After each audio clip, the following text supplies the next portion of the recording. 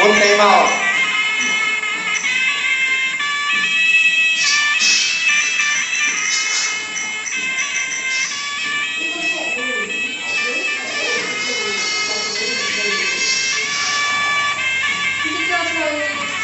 Udah quay ăn ăn chân từ một tiên rồi này.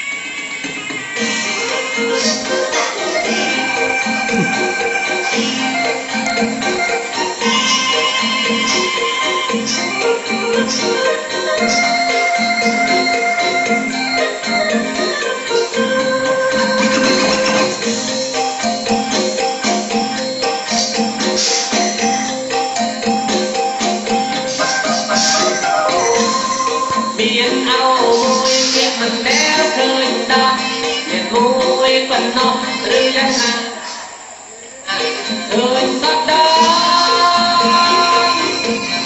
Hãy subscribe cho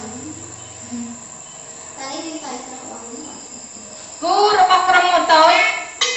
Ghiền Mì Gõ để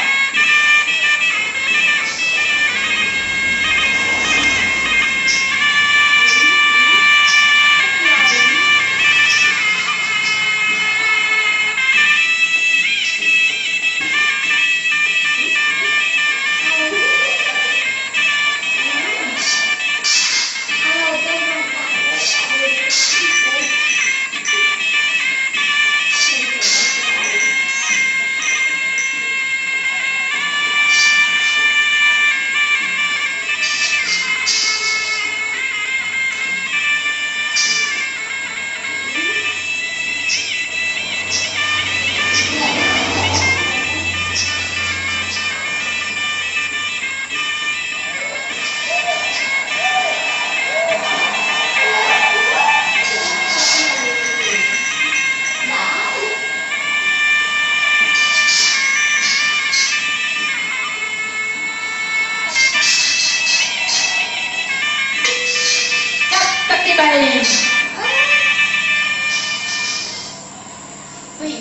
Bay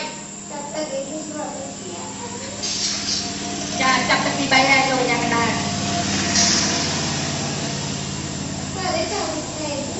đây này rồi nhà người ta rồi một lần thờ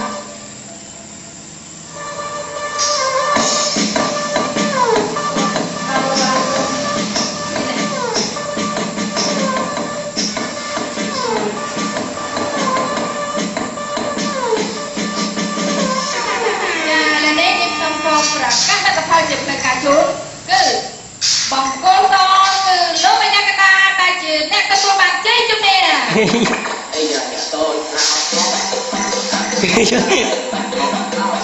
tôi quay rồi